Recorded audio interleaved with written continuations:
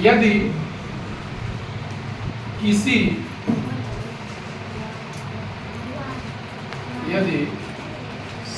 किसी श्रेणी यदि श्रेणी का प्रथम पद ए तथा सार्वंतर डी हो तो श्रेणी ए प्लस डी, ए प्लस 2d, ए प्लस 3d ऐसे प्राप्त हो।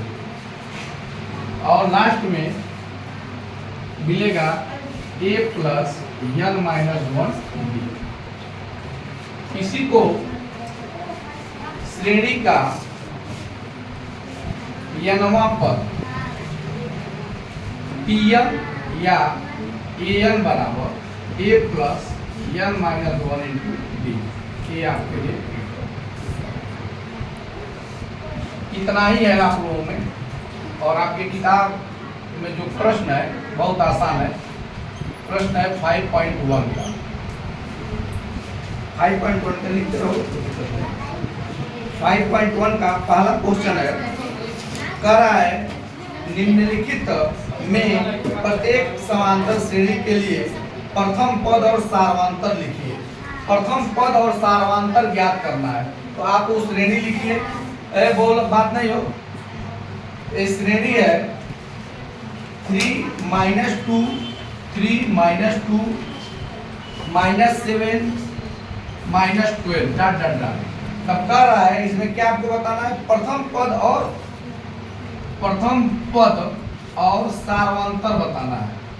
सार्वंतर कोई दिक्कत नहीं, ऊपर हम बता चुके हैं कि जो इस श्रेणी में प्रथम पद दिख रहा है 3, ये प्रथम पद होगा। प्रथम पद बराबर 3।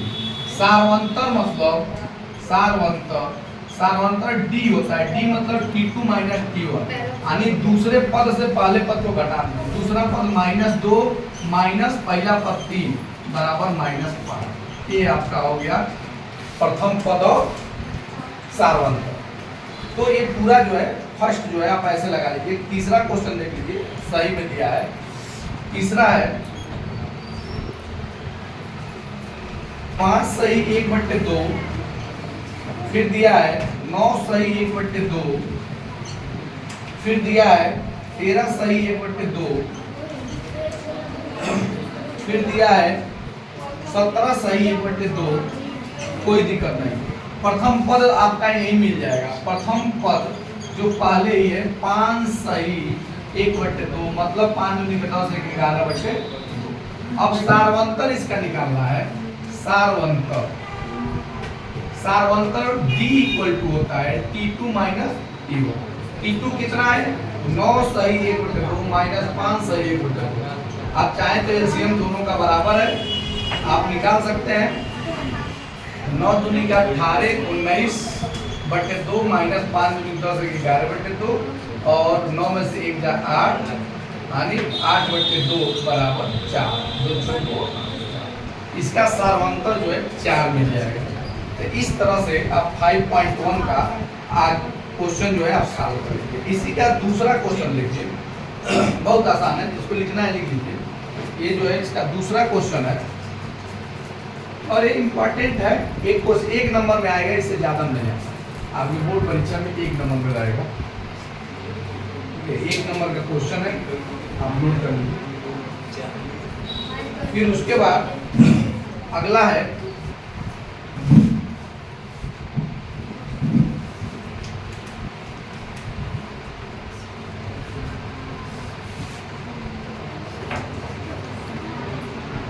अगला क्वेश्चन है दूसरा है 5.1 का दूसरा है। कह रहा है निम्नलिखित में से कौन कौन समांतर श्रेणी में है। आपको बताना है कि कौन समांतर श्रेणी में है। यदि समांतर श्रेणी में है तो सार्वंतर और इनके 3 और पद लिखिए। ठीक है, इनके 3 और पद लिखना है। यदि समांतर श्रेणी में है तो इनके 3 और पद लिखिए। कोई दिक्कत नहीं है। पहले तो आपको पता करना है कि यह समांतर श्रेणी में है कि नहीं है कि नहीं है। यदि है तो तीन और पद आपको लिखना है। तीन और पद लिखिए। तो सार्वंतर और इसके तीन पद ज्ञात, तीन और पद तथा सार्वंतर भी ज्ञात करना है। सार्वंतर भी ज्ञात करना है। ये तो आपका क्वेश्चन हुआ, बहुत आसान है क्वेश्चन हुआ दूसरे का। तो समान क्वेश्चन 5.2 का पहला है, कर है √3, √12, √27, √3, √12, √27 और √48। पहले तो हम चेक करेंगे ये समांतर श्रेणी में है कि नहीं। तो चेक करने के लिए समांतर श्रेणी में यदि समांतर श्रेणी में होगा तो T2 माइनस T1 बराबर T3 माइनस T2, ये कंडीशन फॉलो करेगा। यदि वो समांतर श्रेणी में होगा तो T2 माइनस T1 बराबर T3 माइनस, ये कंडीशन को फॉलो करेगा। इसमें देखिए T2 कितना है √12 माइनस √3, T3 कितना है √27 माइनस T2 कितना है √12। अब हटाइए, देखिए ये 4 के 12 हो जाएगा, तो 4 गुणित 3 होगा और ये माइनस √3 होगा।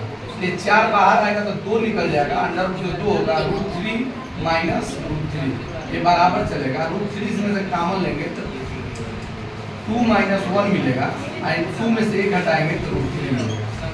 यानी लेफ्ट हैंड साइड में √3 मिला। इसी तरह से इनको घटाइए तो 9 27 होगा, 9 गुणित 3 माइनस 4 गुणित 3, तो 9 बाहर आएगा 3 होगा, √3 अंदर होगा, 4 बाहर आएगा तो 2 होगा, √3 अंदर होगा, और 3 में 2 घटेगा तो √3 मिलेगा, यानी √3। यह देखिए √3 बराबर √3 आ गया। तो इसका मतलब यह क्या है, समांतर श्रेणी में। अतः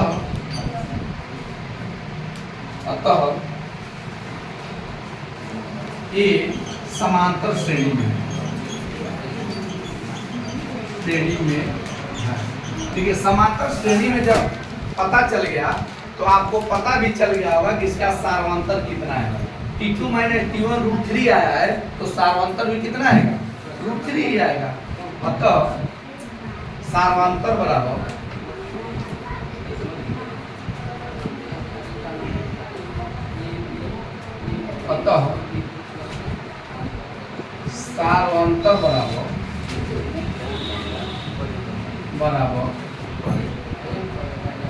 सार्वंतर T2 माइनस T1, T2 मतलब √12 माइनस √3, फिर वही घटाएंगे तो 4 तिहाई 12 माइनस √3 करेंगे। 4 को जब रूट से बाहर लेंगे 2, √3 माइनस √3, 2 में से 1 घटेगा √3 आएगा।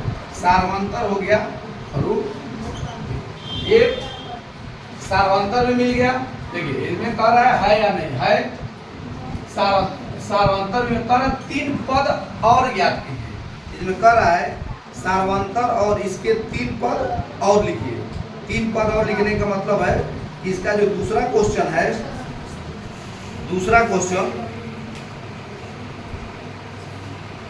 अन्य 3 पद जो लिखना है, 48 के बाद अन्य 3 पद आपको लिखिए। तो देखिए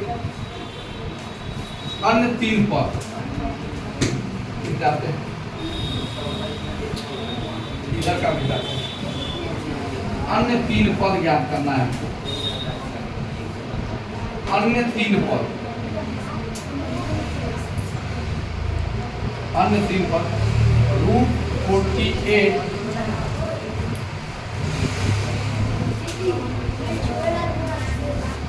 अन्य 3 पद, अब चाहे तो ऐसे लिख सकते हैं, ये प्लस ये हो गया अन्य 3 पद।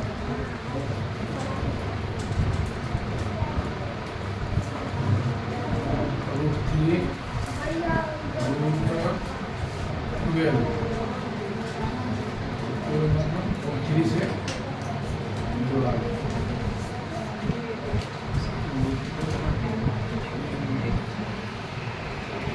अन्य 3 पद, तो कोई अन्य 3 पद ज्ञात करना है। ठीक है, अन्य 3 पद आपको ज्ञात करना है। आगे का है तो देखिए इसमें जो है कितने पद है, 1 2 3 4, अन्य 3 पद हमको 4 T5 T6 और T7 हमको ज्ञात करना है। यही 3 पद ज्ञात करना है। तो T5 का मतलब हो जाएगा a प्लस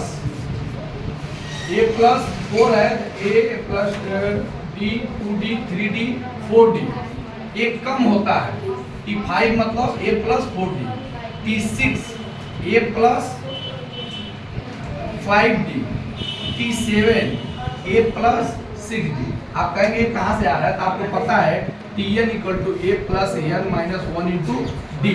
तो T1 मतलब 1 2 3 4 पांचवा छठा सातवां, तो T5 n की जब 5 रखेंगे a plus 5 minus 1 into D और a प्लस 4d T5। इसी तरह से T6 T7 हमको यही ज्ञात करना है। जब हम T5 की बात करेंगे, T5 a की जगह हम कितना है, a के जगह पे क्या है, √3 है, 4 होगा, d के जगह पे भी √3 है। अब देखिए ये √3 4√3 और 1√3 मिल करके 5√3 हो जाएगा। अब चूंकि सभी अंडर रूट के अंदर है, इसको भी जब अंदर करेंगे तो यह 25 का स्क्वायर जाएगा ना अंदर, तभी तो बाहर 5 आएगा। ये हो जाएगा √25 का स्क्वायर गुणे 3 बराबर √25 गुणे 3 बराबर √75। ये आपका T5 भी है। अब इसी तरह से T6 हम लेंगे, T6 लेंगे, T6 बराबर a प्लस 5d, a की जगह पर √3 है, प्लस 5 है, d की जगह पर √3 है, ये हो जाएगा 5x 6√3। अब देखिए 6 अंदर जाएगा तो स्क्वायर में जाएगा, 6 स्क्वायर इंटू 3 √36 गुणे 3 बराबर √108। 3 से कटा 3 से T6 हो गया। T7 equal to a plus 6d, और a की जगह पे √3 है, 6 रहेगा ही, और d की जगह पे सारांतर √3 आया ही है, तो 7√3 मिल जाएगा। अब ये भी अंदर जाएगा तो 7 का स्क्वायर इंटू 3 मिलेगा, ये अंदर √49 गुणे 3 मिलेगा, और ये मिलेगा 29 27 और 3 चौको 12।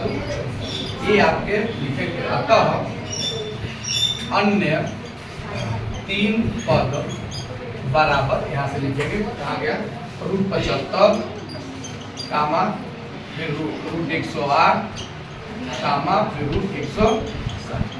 इस तरह से आप आगे जो क्वेश्चन है इसको आप लगा सकते हैं, इसमें कोई दिक्कत नहीं आएगी। यही चीज देखना था, इसमें जितना पद दिया है उसके आगे आप जोड़ लीजिएगा, आ जाएगा। ठीक है, इसी तरह से तीसरा तो छोड़िए, चौथा 5.1 का चौथा क्वेश्चन देखिए, 5.1 का चौथा क्वेश्चन।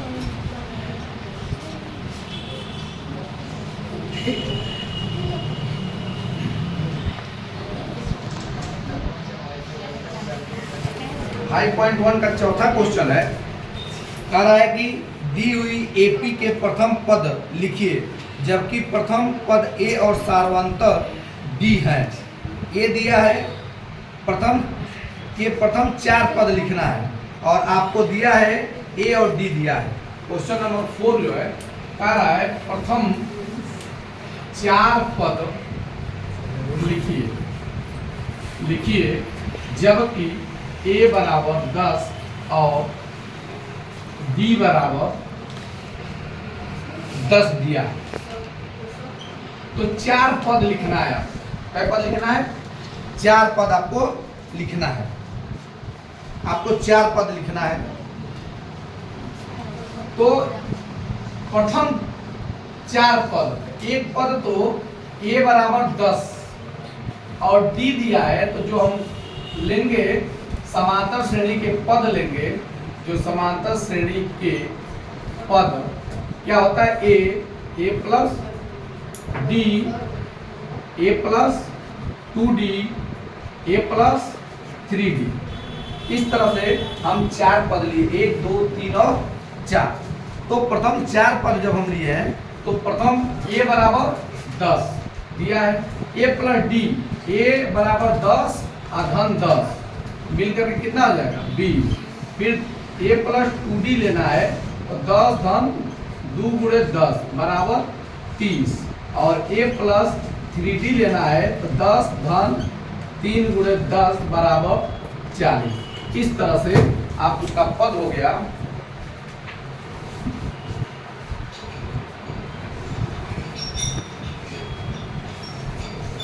तो इस प्रकार। अतः प्रथम 4 पद 10, 20, 30 और 40 बस यही है। ये चौथे का पाला। इसी तरह से दूसरा भी देख लीजिए, एक और देख लीजिए। दूसरा है दिया है a बराबर -2 और d बराबर 0। a बराबर -2 और d बराबर 0, कोई दिक्कत नहीं। प्रथम पद a बराबर -2, द्वितीय पद a प्लस d होता है तो एक जगह में -2, d की जगह में 0 तो -2। तृतीय पद a प्लस 2d होता है, एक जगह -+2, d की जगह पे 0, ये भी -2। चतुर्थ पद a प्लस 3d, एक जगह -2, 3 गुणे 0 बराबर -। इस तरह से हम देख रहे हैं प्रथम द्वितीय तृतीय पद सभी जो है समान होंगे, इसलिए चारों पद क्या है इसके समान हो जाएंगे। चतुर्थ पद 4 पद जो है आपके समान होंगे। तो इस तरह से चौथा क्वेश्चन आप सॉल्व कर लेंगे और शेष जो है आगे जो है 5वां 6वां जो है कल बताया जाएगा, अगले वीडियो में आप इसको देख सकते हैं।